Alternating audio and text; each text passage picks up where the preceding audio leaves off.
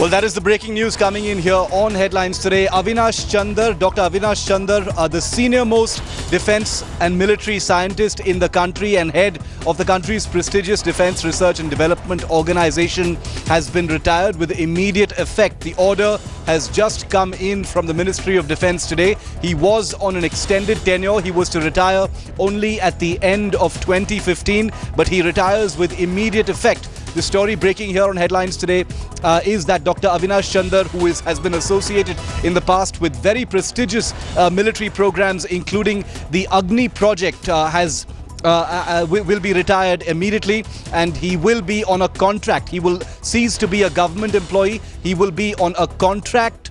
He will be a contractual employee until the government can identify and appoint a permanent successor at the Defence Research and Development Organization. This order has just come in from the Ministry of Defence.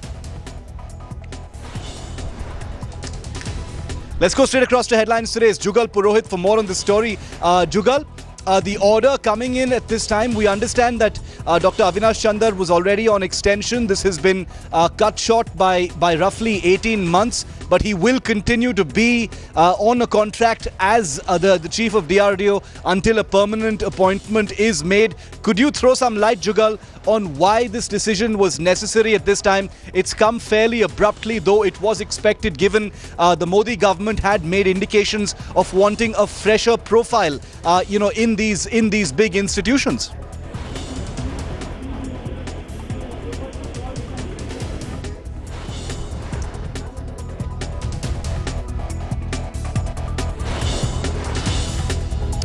All right, we'll get back to Jugal in just a moment from now. Dr. Avinash Chander was on an extension that was provided to him under the earlier government to serve until at least the end of 2015. He's a very senior, prestigious, decorated and much awarded military scientist. He's been most associated with the Agni 3 nuclear-capable ballistic missile program and several other surface-to-surface weapon programs as part of the strategic and nuclear deterrence program of the country. He's been associated with virtually every long-range missile that India has built and deployed so far. But ever since it took over earlier this year, the Modi government has made indications that it wants a fresher profile at its institutions. Jugal is back with me on the phone line. Jugal, do tell us what the reasoning behind this move is. Well, as we understand from the side of the DRDO itself, this has been a rather long and extended process. And the reasoning, as you've been saying, is that the present administration wants to obviously maintain a very young profile. This extension was also approved by the UPA administration. So multiple causes. The DRDO, at least as of now, not willing to make a public statement. I was just speaking to authorities at the DRDO, not willing to make a public statement about the next appointment or the course headship. And it's it's a little ambiguous because it comes quite abruptly. The order comes and today will be Dr. Avinash Chander's final day as a government employee. He will continue as a contractual employee. So in that sense, it's rather historic, Jugal. It'll be for the first time that the man who heads India's defense research and development organization and who also doubles as the scientific advisor to the defense minister will be a contractual employee, not a government employee.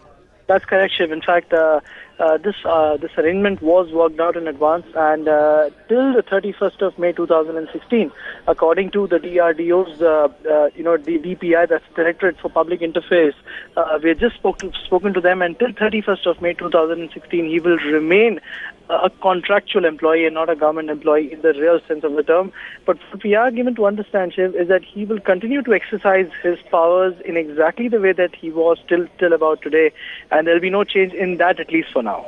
Thanks, Jugal. So, Preeti, there you have it, the breaking story that we're bringing to you, the latest in a series of dramatic decisions by the government. This time, perhaps the most well-known military scientist, certainly the most senior, the man who's headed, the Defence Research and Development Organization for the last many months. I had interviewed him last year as well. A man very well respected within the community. He's been forcibly retired. He will continue on contract until an appointment for a permanent successor is made. All right, appreciate you joining us, Shiv, our deputy editor, getting us...